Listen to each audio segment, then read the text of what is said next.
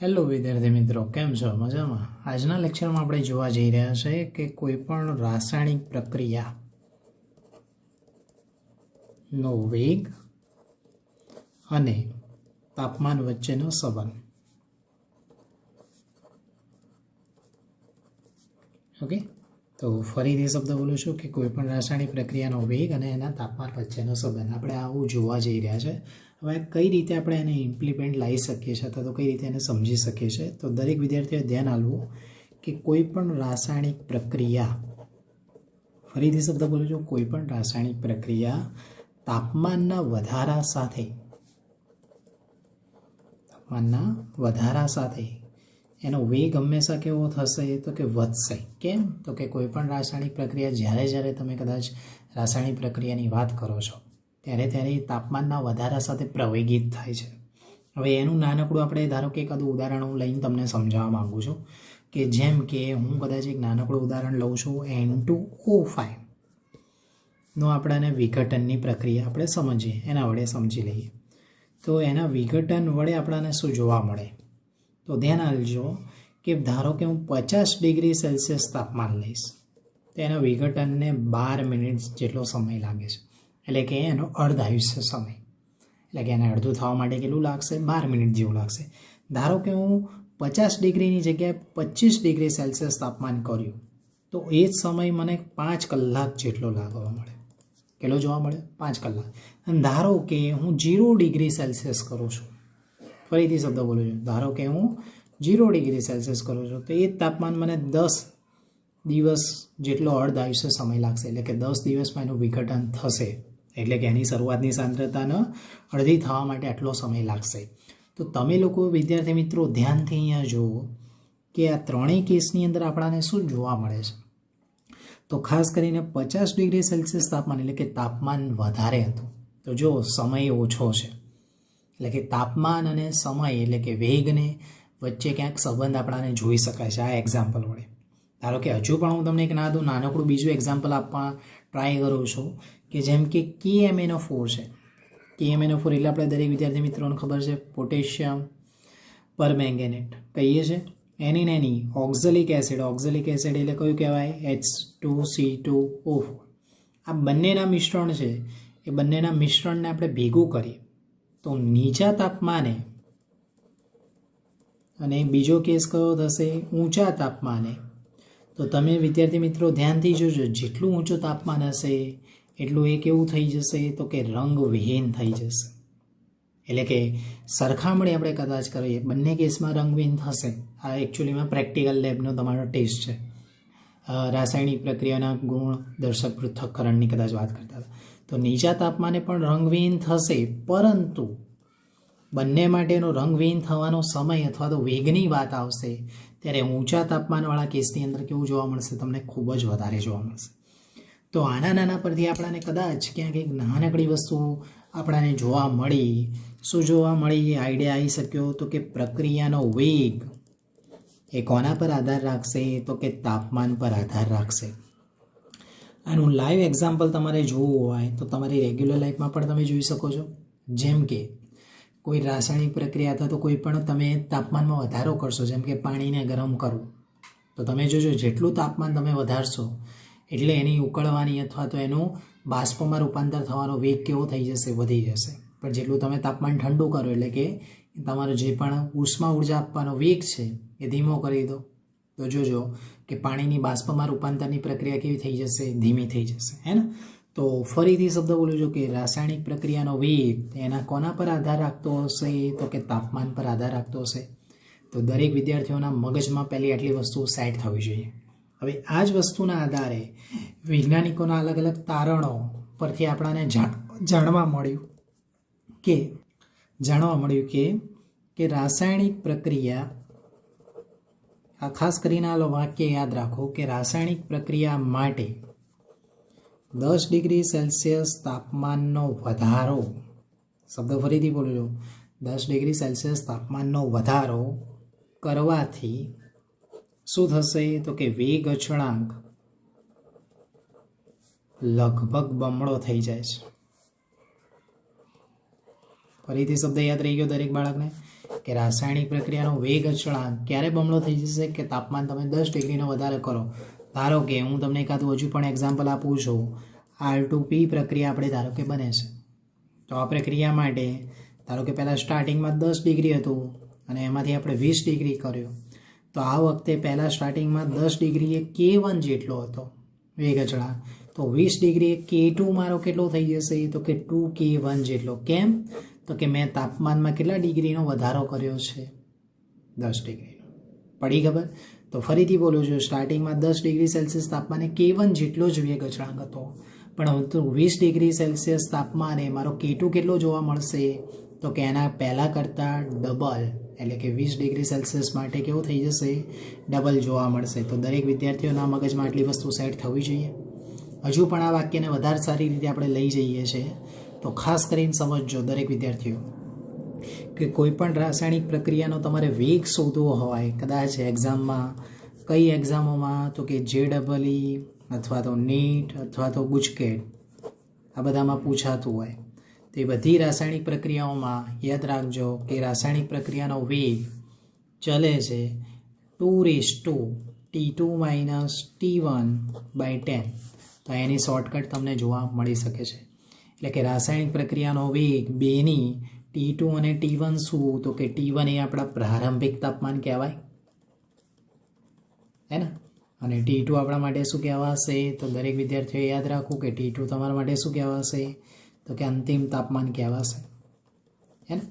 તો આટલી વસ્તુ દરેક વિદ્યાર્થીઓના મગજમાં સેટ થઈ ચૂકી. હવે આના નાના પરથી આપણે INS અચળાંક અને INS સમીકરણ આખું ભણીશું, એના સૂત્રની તારવણી જોઈશું. તો એ મસ્ત આપણા મગજમાં સેટ થવું જોઈએ. તો દરેક વિદ્યાર્થીઓએ ખૂબ જ ફોકસ સાથે આપવું. વિદ્યાર્થી મિત્રો, હવે INS સમીકરણ એટલે શું અને એ સમીકરણનો આપણે કઈ રીતે ઉપયોગ કરી શકીએ છીએ તો ખાસ કરીને સાંભળવું અને સમજો.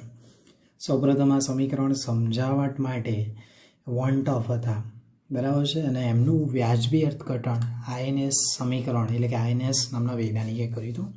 તો એ સમીકરણની ખાસ કરીને આપણે ચર્ચા કરી લઈએ. તો એ સમીકરણ બહુ સરળ, K બરાબર A × e−EA/RT. ફરીથી શબ્દ બોલો છો, K બરાબર A × e−EA/RT.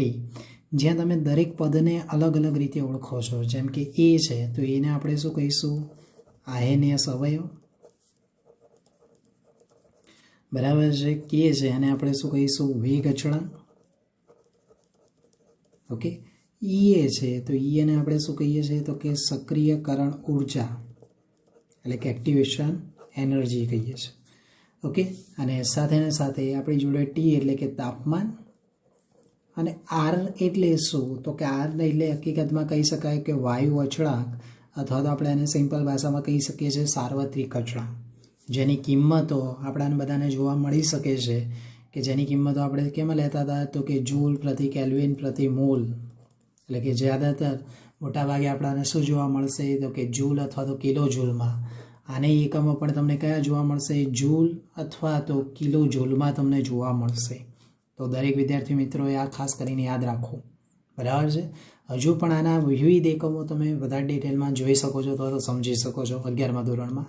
તો દરેક વિદ્યાર્થી મિત્રો માટે પહેલાં તો આ સૂત્ર યાદ રહેવું જોઈએ કે K બરાબર શું થઈ જશે? A × e−EA/RT. હવે એ જ સૂત્રને આપણે વધારે સારી રીતે તારવવાનો ટ્રાય કરીએ છીએ, સમજીએ છીએ કે કઈ રીતે એને તારવી શકીએ અથવા તો સમજી શકીએ. તો ધ્યાન આપજો. ફરીથી આપણે K બરાબર શું લખી શકીએ? A × e−EA/RT થઈ જશે. તો આમાં બંને બાજુ શું લેતા તો કે ln લેતા. આપણાને શું જોવા મળશે? ln K ln બ્રેકેટમાં A × e−EA/RT. આપણાને આવું જોવા મળશે. હજુ પણ તમારે દરેક વિદ્યાર્થી મિત્રો યાદ રાખો કે lnનો પાયો કયો જોવા મળશે તો કે E પાયો જોવા મળી શકે છે, એટલે કે બેઝ E હશે. તો lnમાં ગુણાકાર આવે ત્યારે શું કરવાનું તો કે સરવાળો. ઓકે, આવું આપણાને જોવા મળશે. હજુ પણ દરેક વિદ્યાર્થી મિત્રો યાદ રાખો કે જ્યારે lnમાં એટલે કે લોગમાં જો પાયો અને આ એકમ પદ્ધતિ પ્રમાણે વિચારે બંને કેવું હોય? સરખું. અથવા તો ઘાતાંક હશે એ ક્યાં આપણે ડાયરેક્ટલી લઈ શકીએ તો કે આગળ લઈ શકીએ છીએ. તો આના નાના બેઝ પર ln k બરાબર ln a માઇનસ a/rt આપણાને આવું જોવા મળશે. દરેક વિદ્યાર્થી મિત્રોને આટલું ખબર પડી ચૂકી. અને ln e બેઝ e અહીંયા ln e બેઝ a અહીંયા ln e બેઝ k. હવે દરેક વિદ્યાર્થી મિત્રો ખાસ કરીને ધ્યાન આપવું કે જ્યારે ln e બેઝ e હશે અથવા તો log 10 બેઝ 10 હશે ત્યારે બંને શું જોવા મળી શકે તો કે એનો આન્સર આપણાને એક જ જોવા મળે. એટલે કે તમારા લોકો માટે અહીંયા સમજાવવા માટે લખું છું ln e બેઝ e નો આન્સર કેટલો જોવા મળશે 1. તો ln k બરાબર ln a માઇનસ a/rt. તો આપણાને આટલી વસ્તુ દરેક વિદ્યાર્થી મિત્રોને જોવા મળી ચૂકી. તો ફરીથી બોલું છું, મેઇન સૂત્ર આર્યું યાદ રાખવું અને હું નંબર 1 આપી દઉં છું દરેક વિદ્યાર્થી મિત્રો માટે. તો કયું રહી ગયું ln k બરાબર ln a માઇનસ a/rt. હજુ પણ આ સૂત્રોને આપણે વધારે વ્યવસ્થિત સારી રીતે લખવા જઈએ તો ધ્યાન આપજો દરેક વિદ્યાર્થી મિત્રો કે ln માટે આપણે શું લખી શકીએ છીએ તો કે 2.303 log લખીએ છીએ. તો જોઈ શકો છો અહીંયા કે 2.303 log k. અહીંયા પણ શું થઈ જશે 2.303 log a અહીંયા માઇનસ a/rt એવું જ લખાશે. હજુ પણ આ સમીકરણમાંથી તમે માત્ર શું કરી શકો કે 2.303 કોમન નીકાળો એટલે કે સામાન્ય નીકાળતા. તો એ સામાન્ય નીકાળશો તો તમને શું જોવા મળશે તો કે log k બરાબર log a માઇનસ a/2.303r અને બ્રેકેટમાં અહીંયા શું લખાશે 1/t. તો દરેક વિદ્યાર્થી મિત્રોને પહેલાં આટલી વસ્તુ ફાઇનલાઇઝ થઈ ચૂકી છે. તો ફરીથી શબ્દ બોલું છું, અહીંયા log k અહીંયા log a અહીંયા માઇનસ a/2.303r ઇન્ટુ 1/t. તો દરેક વિદ્યાર્થી મિત્રો માટે જો લોગનો અહીંયા પાયો કેટલો થઈ જશે 10. અહીંયા log 10 બેઝ a અહીંયા માઇનસ a/2.303r અને બ્રેકેટમાં 1/t જોવા મળશે. તો અહીંયા તમે એક માત્ર જોઈ શકો છો આ સમીકરણ જે મળ્યું છે એને હું નંબર 2 આપી દઉં છું. તો હવે જોજો દરેક વિદ્યાર્થી મિત્રો તો અહીંયા log 10 બેઝ k અને t એટલે કે 1/t એનો આલેખ આપણાને મળી શકે છે. એટલે હું અહીંયા લખી શકું છું log 10 બેઝ k વિરુદ્ધ 1/t નો આલેખ દોરતા. કોનો આલેખ દોરવાનો છે તો કે એનો આલેખ આપણે દોરીશું. તો એના આલેખ મુજબ આપણાને શું જોવા મળશે તો કે આ y છે, આ તમારું c છે, આ m અને x છે. તો એમની જગ્યાએ તમને કેટલી કિંમતો જોવા મળશે તો દરેક વિદ્યાર્થી મિત્રો જોઈ શકો છો માઇનસ a/2.303r. અહીંયા yની જગ્યાએ કેટલું છે તો કે log 10 બેઝ k, xની જગ્યાએ કેટલું છે 1/t અને cની જગ્યાએ કેટલું છે log 10 બેઝ a. તો આપણાને જોવા મળી શકે છે કે log 10 બેઝ k વિરુદ્ધ 1/t નો આલેખ લેતા શું જોવા મળશે દરેક વિદ્યાર્થી મિત્રો ખાસ કરીને ધ્યાન આપજો કે આલેખ લેતા આપણાને શું જોવા મળશે તો કે એનો ઢાળ એટલે કે સ્મોલ m બરાબર આપણાને શું જોવા મળશે તો કે માઇનસ a/2.303r અને c એટલે આપણે શું કહીએ છીએ એનો આંતરછેદ કહીએ છીએ. તે આંતરછેદનું મૂલ્ય કેટલું જોવા મળશે log a. તો દરેક વિદ્યાર્થી મિત્રોને ખાસ કરીને આ વસ્તુ યાદ રાખવી પડશે. હજુ પણ તમારા વિદ્યાર્થી મિત્રો માટે કદાચ એ જ ડાયાગ્રામને આપણે વધારે વ્યવસ્થિત સમજવાનો ટ્રાય કરી લઈએ કે કદાચ લોગમાં હોત અથવા તો lnમાં હોત તો ln માટે પણ તમે એ જ વસ્તુ કદાચ લખી શકો છો જેમ કે ln k વિરુદ્ધ 1/t નો આલેખ. તો તમારી જોડે વિદ્યાર્થી મિત્રો યાદ કરો ln k બરાબર કયું સૂત્ર જોવા મળતું હતું ln a માઇનસ a/rt. એટલે કે તમે અહીંયા પણ વિચારી શકો છો ln k અને અહીંયા t નો આલેખ તમે બનાવી શકતા હતા. તો એ આલેખ કેવો બનશે તો માત્ર અહીંયા ધ્યાન આપજો દરેક વિદ્યાર્થી મિત્રો કે કદાચ હું અહીંયા શું લઈ શકું છું ln k અને અહીંયા કેટલું લઈ શકું છું તો કે 1/t. એ બંનેનો આલેખ આપણે લઈશું તો એ બંનેના આલેખના મૂલ્યો આપણાને કેવા જોવા મળશે આવી સ્ટ્રેટ લાઇનમાં ઘટતા જોવા મળશે. અહીંયા સ્ટાર્ટિંગ મૂલ્ય આપણાને કેટલું તો કે એનું આંતરછેદ એ આંતરછેદનું મૂલ્ય કેટલું જોવા મળશે ln a જેટલું અને અહીંયા તમને એનો ઢાળ મળશે એ ઢાળનું મૂલ્ય કેટલું જોવા મળશે તો કે માઇનસ a/r. હજુ પણ દરેક વિદ્યાર્થી મિત્રોને કદાચ તકલીફ પડે તો આ જો વાય બરાબર સી પ્લસ એમએક્સ સાથે સરખાવી દો તો તમે જોઈ શકો છો કે વાયની જગ્યાએ ln કે, સીની જગ્યાએ ln એ, એમની જગ્યાએ માઇનસ એ બાય આર અને એક્સની જગ્યાએ 1/t. તો તમને આવી રીતનો ક્યાંક આલેખ જોવા મળશે. તો હજુ પણ દરેક વિદ્યાર્થી મિત્રોને આટલી વસ્તુમાં વધારે ખબર પડી ચૂકી હશે. હવે આ સૂત્રને કદાચ આપણે વધારે વ્યવસ્થિત લખવા જઈએ છીએ તો અહીંયાનું તારણ ખાસ કરીને દરેક વિદ્યાર્થીઓએ જોવું અને સમજવું. તો અત્યાર સુધી આપણી જોડે સૂત્ર શું બનતું હતું? log k બરાબર log e માઇનસ એ ભાગ્યા 2.303r 1/t આપણાને આવું જોવા મળતું હતું. ઓકે, તો આ સમીકરણને જ હું વધારે ઉપયોગમાં લઈ લઈશ. તો ધારો કે માની લો કે T1 તાપમાન છે, તો એ T1 તાપમાને આપણાને કેટલું જોવા મળશે? એનો વેગ અચળાંક કેટલો જોવા મળશે? દરેક વિદ્યાર્થી મિત્રો વિચારો કે K1 જેટલું. તો એના માટે આપણું સમીકરણ કેટલું થઈ જશે? log K1 બરાબર log a માઇનસ એ ભાગ્યા 2.303r બ્રેકેટમાં 1/T1 જેટલું થઈ જશે.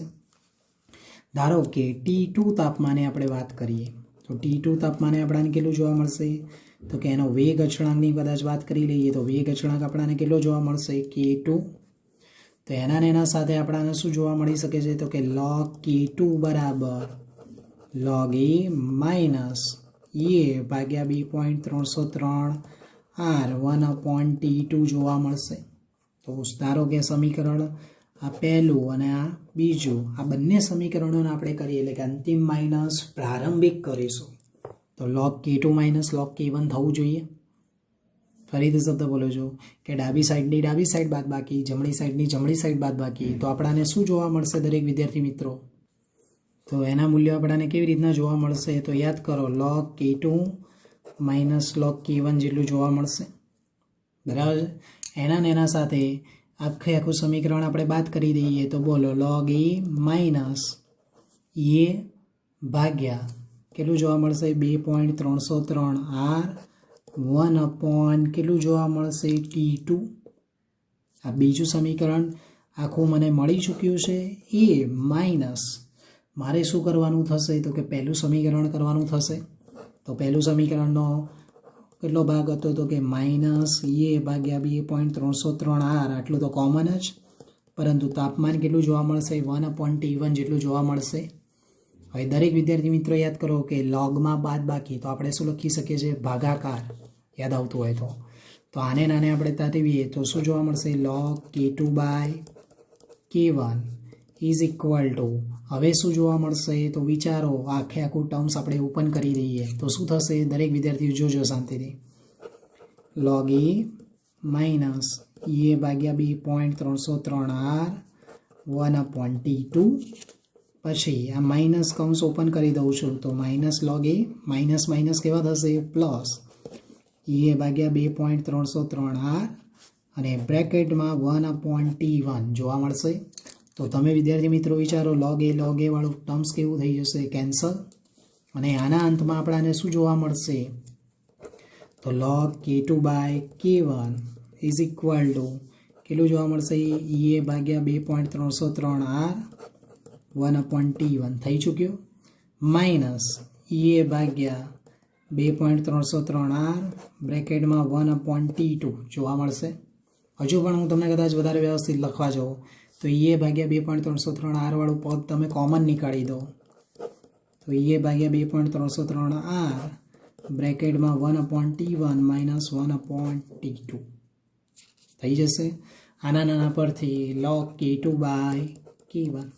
તો તમારી જોડે દરેક વિદ્યાર્થી મિત્રોએ આ સૂત્ર ખાસ કરીને હું એમ કહીશ કે મોસ્ટ IMP સૂત્ર, જો આ સૂત્ર નહીં આવડે તો બહુ જ ખરેખર તકલીફ પડશે. તો દરેક વિદ્યાર્થીઓએ ફોકસ સાથે આ સૂત્રને એકદમ પાકું કરી લેવું. આના આધારિત આપણે આગળ બહુ બધા સારા એવા દાખલા પણ જોવાનો ટ્રાય કરીશું અને સમજીશું. તો દરેક વિદ્યાર્થીઓને ખાસ અપીલ, આ સૂત્ર જોવું, બાકીના ટોપિક્સ માટે આગળના લેક્ચરમાં આપણે જોઈશું.